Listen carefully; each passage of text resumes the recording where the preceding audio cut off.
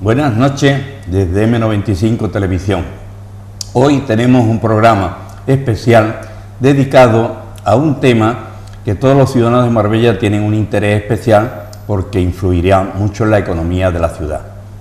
Es un tema que es el puerto de la Bajadilla. Nosotros venimos escuchando ya desde el año 2008 aquel proyecto que se presentó a los medios, la corporación, redactado por los empresarios del polígono, dando una solución a cómo irse a otro sitio, cómo acabar con este desorden tremendo que hay en este polígono industrial y cómo pensar en el futuro. Afortunadamente, la Junta de Andalucía se hizo eco de una parte de ese proyecto, lo que es el puerto, y lo que estaba esbozado en ese proyecto como una idea de que tenía que complementarse este polígono con una nueva forma del puerto de la Bajadilla, la Junta de Andalucía lo cogió como suyo y sacó la concepción administrativa como competente que era de ese puerto, la sacó a subasta.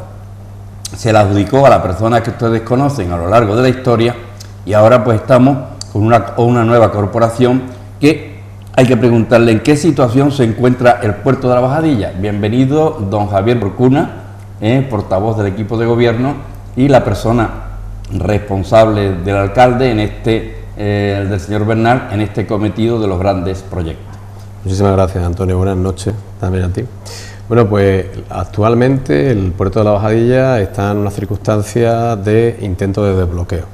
El proyecto ha estado paralizado prácticamente desde que se inició, desde hace más de 5 años, sin que haya habido otra novedad que la concesión, como tú bien has dicho, por parte de la Junta de Andalucía, un grupo encabezado por el jeque Altani, un personaje conocido en la vida local, puesto que también es el propietario del Club Deportivo Málaga. Esta persona pues ha constituido una sociedad para gestionar el puerto y al mismo tiempo para desarrollar la infraestructura necesaria para la ampliación. En mitad de este proceso hubo una demanda por parte del arquitecto y del despacho de arquitectos e ingenieros que diseñó el proyecto del puerto, José Seguí, una demanda en la que le reclamaba 3.800.000 euros. Esa demanda provocó que el juez dictaminase la necesidad de una administración judicial y esa administración judicial es la que en el momento actual se ocupa de dirigir los designios del puerto, puesto que está administrando, valga la redundancia, el 97% de las acciones de la sociedad que es la concesionaria del puerto, que es NAS Marbella, de la cual el 3% del ayuntamiento, del puerto deportivo y del propio ayuntamiento.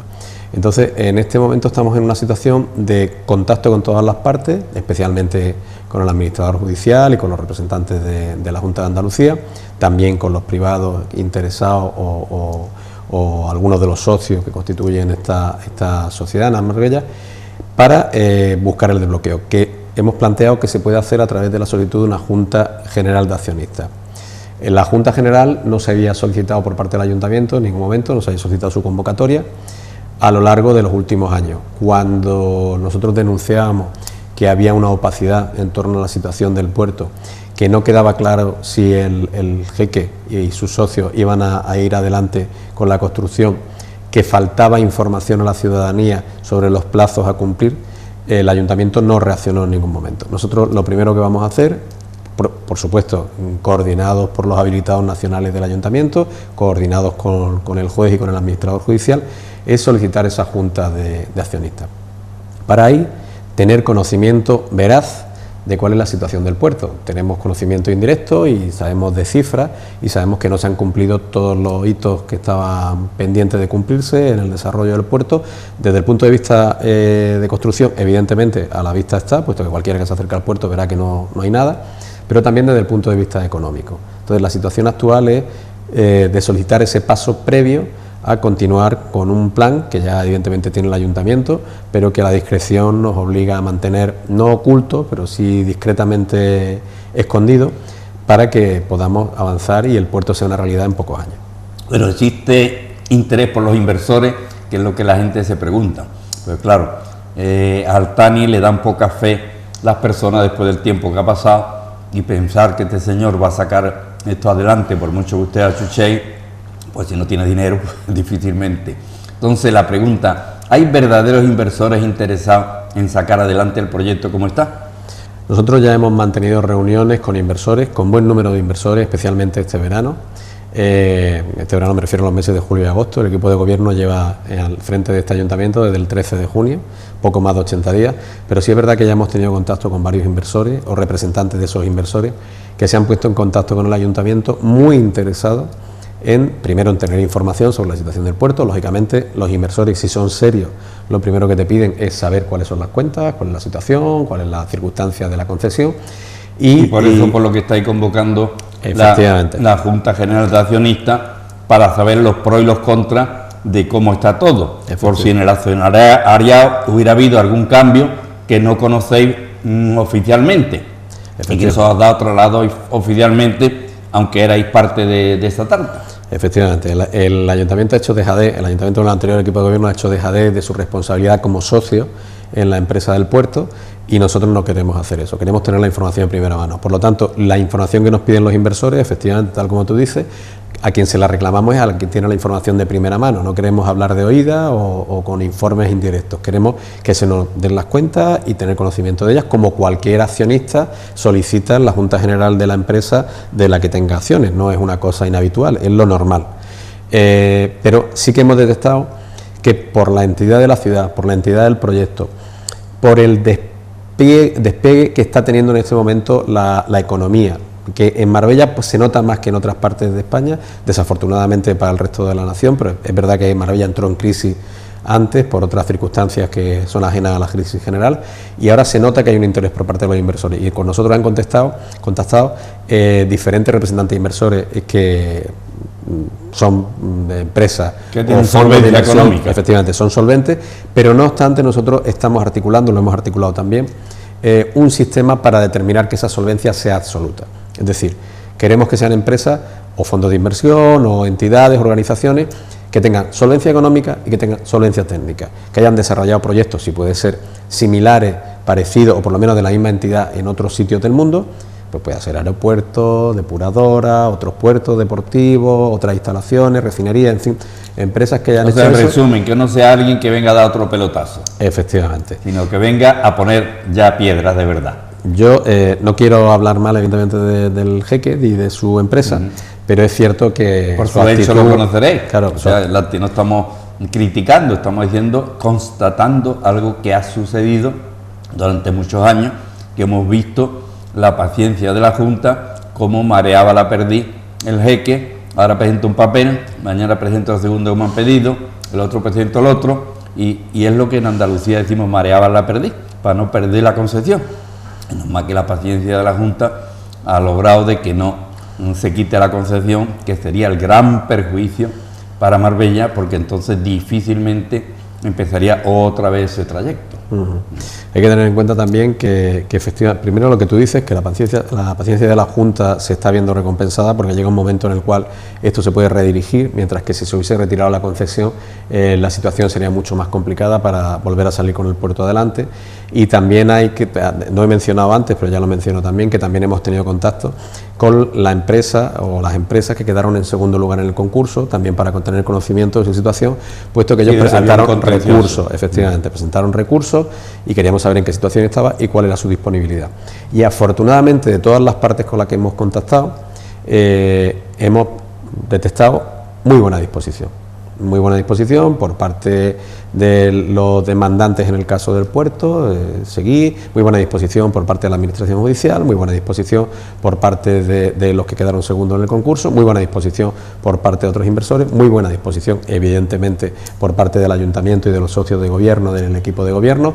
Todo el mundo empuja para que el puerto salga adelante, porque todo el mundo sabe que es una oportunidad para Marbella que no se puede dejar escapar. ¿Qué efecto puede tener la inversión esta del puerto en la economía de Marbella? Bueno, que tenemos que hablar primero cuál es la situación estratégica del puerto. El puerto se encuentra muy cercano al polígono La Ermita, que es otra de las zonas de desarrollo de futuro de Marbella, y tanto el puerto como el polígono pueden tirar uno del otro y convertir la entrada a Marbella, lo que ahora tiene el aspecto que tiene, que ya no entramos a criticar, pero evidentemente no es el ideal para una ciudad como Marbella, puede darle la vuelta totalmente. El puerto se puede convertir en un polo de atracción de determinadas personas con una capacidad económica y con unas inversiones que puedan generar una riqueza a su alrededor que regenere esta parte del casco urbano de Marbella, que no hay que olvidar que está cerca del centro de la ciudad y al mismo tiempo en la entrada principal por la parte este de la ciudad. Creemos que el puerto puede servir de tirón, como decía, y al mismo tiempo puede generar un negocio económico relacionado con la construcción y relacionado con el área comercial, que genera a su vez una cantidad de empleo fijo nada despreciable, tanto directo como indirectamente, con lo cual el puerto puede revolucionar esta parte de la ciudad y puede dar a aquellos que quieren invertir en Marbella nuevos motivos para poner en sus miras una inversión en la ciudad. Porque el puerto que tenemos ahora mismo aprobado es el puerto que llevaba dentro de su diseño, de su adjudicación, una serie de metros comerciales, ¿no? Efectivamente. Sin el consabido hotel. Bueno, vamos a ver, aquí habría una diferencia. Hay 65.000 metros de zona comercial que, si en el caso de autorizarse la construcción del hotel, digo en el caso de autorizarse porque en otras ciudades se ha autorizado, hay otros puertos, si no recuerdo mal, en Levante y en Galicia hay otros puertos a los cuales se les ha autorizado eso, incluso en Barcelona, estoy hablando de memoria. Y en Málaga están empezando a querer. En Málaga hay un proceso para hacer un hotel de similares características, con lo cual si se aprobase el hotel, habría una serie de metros que restar de esos metros comerciales, si no, esos metros revertirían a la zona comercial, total de 65.000 metros cuadrados que sería una zona comercial, evidentemente que va a generar lo que estábamos diciendo, un desarrollo económico y de empleo muy importante para esta zona. Pero luego está la propia construcción del puerto. Cabe recordar, a mí no me gusta hacer leña del árbol caído, pero tengo que reconocer que no hace tanto tiempo que el anterior equipo de gobierno, comandado por Ángeles Muñoz, prometía 5.000 empleos en el puerto de la Bajadilla, 5.000 empleos que nunca se produjeron. Es verdad que 5.000 empleos a mí personalmente me parece una barbaridad, pero sí es posible que la construcción del puerto generase 2.000 y pico empleos de calidad durante un periodo largo, porque la construcción del puerto tenemos que darnos cuenta, y tú eres técnico y conoces la materia, tenemos que darnos cuenta que no es un periodo corto, no es inmediato, hay que hacer una serie de movimientos de tierra dentro de la zona de marina que implican un proceso largo y que hay que hacer unos estudios y después hay que hacer ese desarrollo de la parte superior del puerto, la terminación, las infraestructuras, en fin, una serie de cosas que van a generar un trabajo durante un tiempo muy razonable para la gente que se dedica a la construcción, con empleo especializado y otros no tan especializados, con lo cual se daría salida a buena parte de la mano de obra que tiene necesidad de empleo en este momento en la ciudad, incluso en la comarca. ¿Tú tienes conocimiento si el proyecto de ejecución que la Junta de Andalucía le pidió tantas veces al jeque está presentado? No, el proyecto... Ese es el número vital para saber de verdad cuánto cuesta hacer el puerto, lógicamente.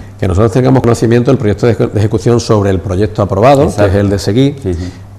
No se llegó nunca a entregar, puesto que como Pepe Seguí no recibió el dinero que la Junta tenía que, perdón, que el grupo que se había quedado con el puerto, el grupo del jeque, nunca le pagó, pues él nunca entregó el proyecto definitivo, con lo cual eso, bueno, aparentemente está terminado, evidentemente, pero no está entregado.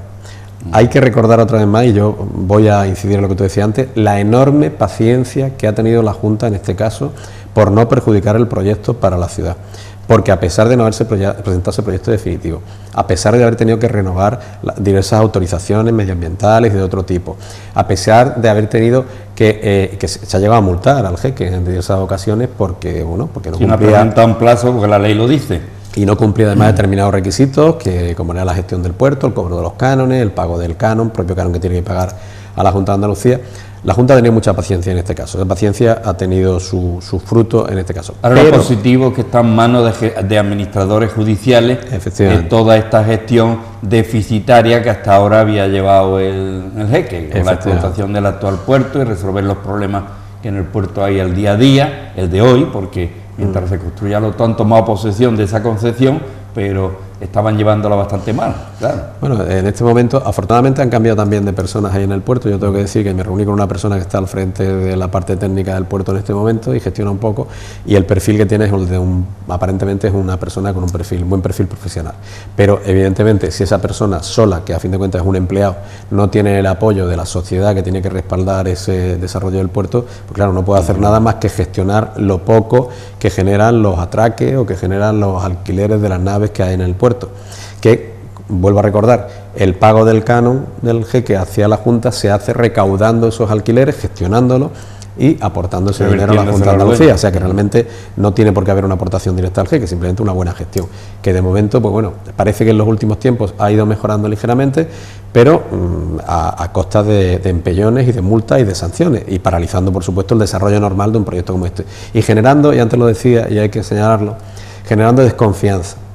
Y el Ayuntamiento lo que quiere ahora, al liderar este nuevo proceso en el puerto, lo que quiere es que los inversores tengan confianza, que los inversores sepan que Marbella, que este ayuntamiento, está dispuesta a recibirlos, ayudarles y gestionar lo que sea necesario. Y la Junta de Andalucía, la Agencia Pública de Puertos de Andalucía, está en la misma sintonía, ayudar a que el proyecto del puerto salga adelante.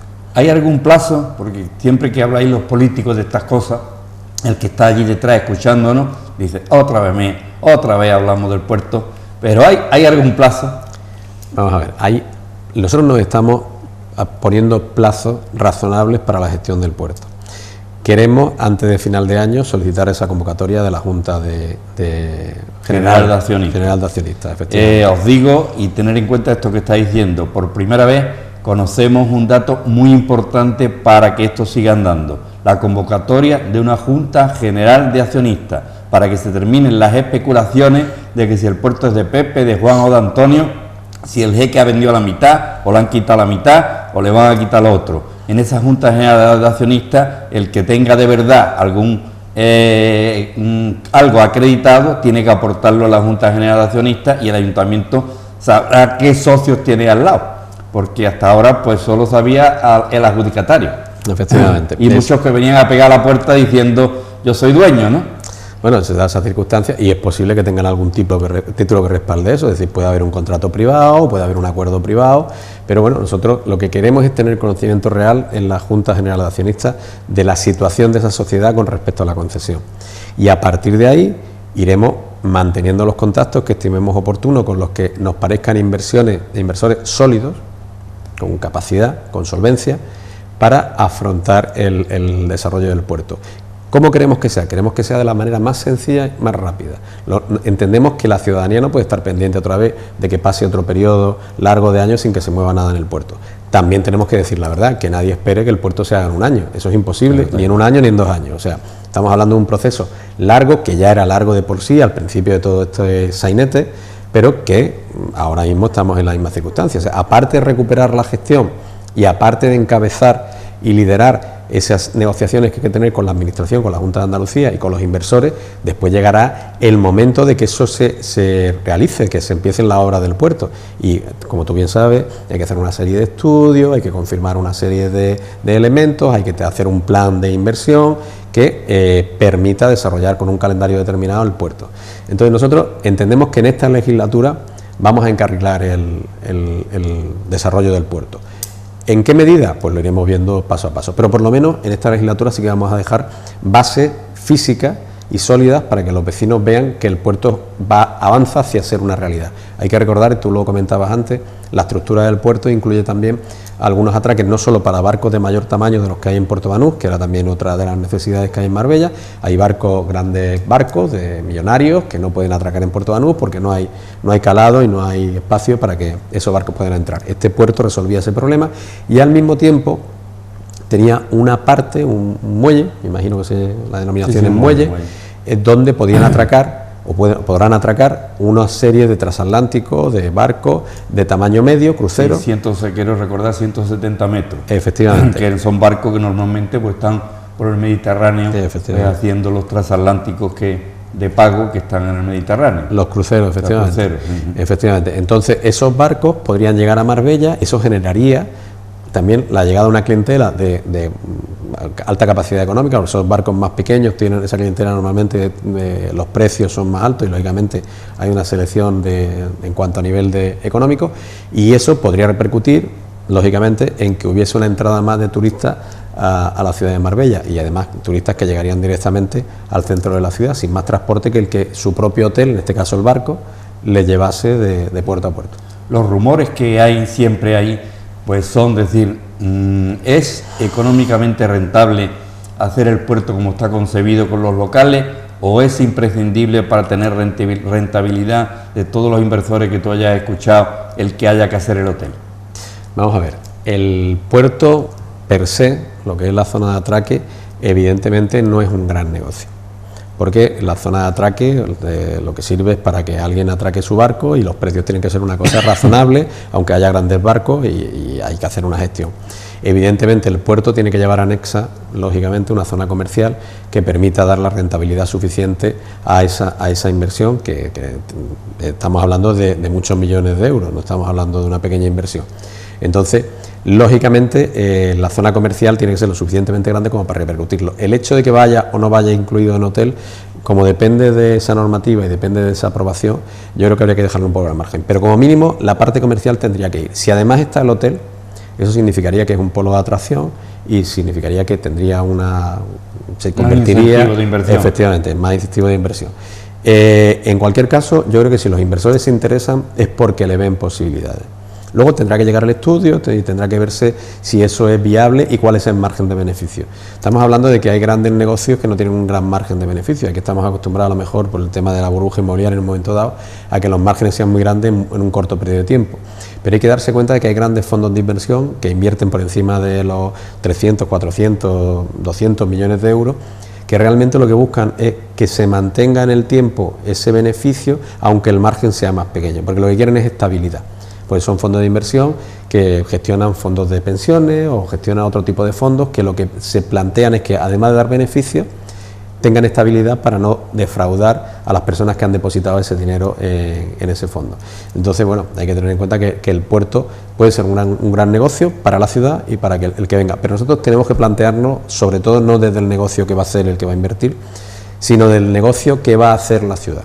Para la ciudad va a significar un polo de atracción, un polo de riqueza y una zona que va a cambiar y va a modificar el aspecto actual de Marbella a mejor, entendemos.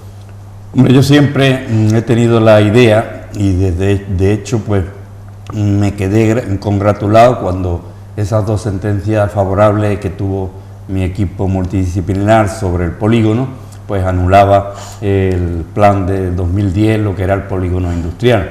¿Por qué? Porque dijo, hombre, ya está la solución para el puerto, no le dejan de hacer el hotel allí dentro del agua, que es competencia del Estado y no de la Junta de Andalucía. Pues mira, si es competencia de la Junta de Andalucía, del Ayuntamiento, modificar el plan general y esa zona verde que se puso después de dos informaciones al público sin estar la zona verde, entre carretera y playa, pues dedicarla a esa zona hotelera que está exactamente al lado del puerto y es tanto como está dentro del puerto. Digo, pues ya hay una segunda solución por lo menos positiva para ese futuro, por si acaso la rentabilidad del puerto, porque claro, el inversor que venga con los dineros, lo primero que tiene que ver es si es rentable su inversión, aunque sea a medio o a largo plazo. Yo estoy contigo que lógicamente esas inversiones no se puede pensar a corto plazo, tiene que ser el que quiera hacer el pelotazo porque manda un hotel o manda un tema, con eso no se logra el tema. Hay que pensar la rentabilidad a largo plazo y esas multinacionales que ponen dinero, así hacen los negocios, ¿no?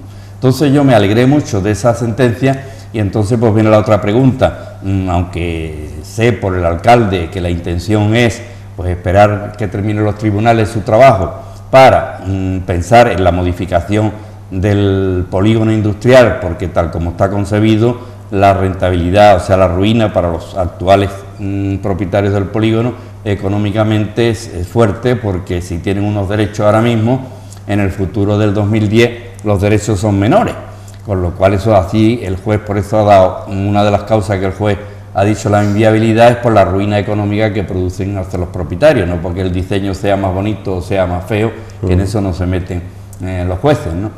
Entonces yo creo que podemos estar contentos porque los pasos que hasta ahora se están viendo en el horizonte suenan a positivo. Luego terminará la película como termine, pero hay alternativas a la situación.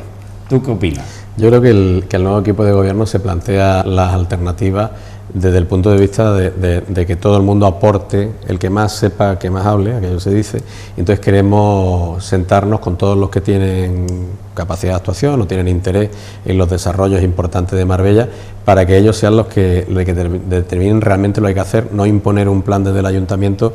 Entonces, en ese sentido, el tema de la sentencia judicial, el alcalde muy prudentemente ha dicho que hay que esperar a ver en qué sentido se resuelven, porque hay solicitada, si no estoy equivocado, una unificación de doctrina a los tribunales que han... Sí, hay dos sentencias favorables, una a favor y una en contra. Bueno, en contra o a favor, o por lo menos... Sí, bueno, dos a uno en esa clarificación de sentencia. Que no dicen exactamente lo mismo, entonces hace falta que se clarifique. Pero independientemente de eso, sí es verdad que se abren nuevas oportunidades. Sobre todo se abren nuevas oportunidades porque no venimos con un plan a priori, no queremos imponer un plan a nadie. Queremos hablar con los afectados, tanto en el caso del puerto como en el caso del polígono, y llegar a acuerdos con ellos. Evidentemente, en los acuerdos nunca llegas al acuerdo unánime al 100%, sobre todo en un colectivo tan grande, pero sí puede ser muy mayoritario, un 80 o un 90% de los afectados que estén de acuerdo con lo que se vaya a hacer. Y en esa situación, y después de tomar una decisión con el planteamiento que se haga y que a nivel general sea el más adecuado, ir hacia adelante. Lo que no podemos hacer es estar jugando con elementos tan importantes para la ciudad como son la ermita o el puerto de la Bajadilla. En el caso de la ermita es evidente, ya lo hemos dicho, yo lo he dicho aquí en otros programas, que la serranía tiene unas características que hacen que sea complicado el traslado del polígono. Hay un tema de falta de espacio y otro tema relacionado con la orografía de la zona de la serranía, que hace que la construcción sea más cara y que tenga que hacerse unos viaductos y unos accesos más complicados y más caros de realizar. Entonces, evidentemente, lo que no podemos partir es a priori aceptando lo que se había planteado antes, que ha estado bloqueado durante 7, 8, 9 años, no sé exactamente, y que no ha salido adelante. Si no ha salido adelante, evidentemente es porque no puede salir, o porque tiene graves problemas o graves obstáculos que no se han podido superar. Entonces, hay que, no digo descartarlo totalmente, pero sí dejarlo a un lado para explorar nuevas posibilidades. Entonces, lo que tú planteas de la zona sur del polígono, cualquier otra idea que pueda aportarse, lo que hay que hacer es estudiarla y ver hasta qué punto puede ser factible y si los interesados están de acuerdo con eso o no, y si realmente se soporta económicamente, porque al final aquí todos podemos dibujar en un papel lo que queramos, pero al final eso tiene que tener un soporte económico y además tiene que tener, y desde el punto de vista de este equipo de gobierno tiene que ser así, un soporte medioambiental y un soporte de desarrollo social. No podemos hacer las cosas, primero, que no sean sostenibles desde el punto de vista medioambiental y social y que no sean sostenibles económicamente. Tenemos que compatibilizarlo todo y en ese sentido tienen que ir los proyectos. ¿Qué pasos estamos dando también en el tema de la ermita? El mismo que en el tema del proyecto, del puerto. Estamos contactando con los actores principales, en este caso son los empresarios, vamos a realizar una reunión recientemente, dentro de poco y tal, en el cual marquemos un punto de partida y marquemos un calendario para llegar a la situación ideal que mayoritariamente se acuerde. Creo que se abren perspectivas, sobre todo porque no hay cerrazón, y creo que se abren perspectivas porque se escucha a los que saben, ni más ni menos.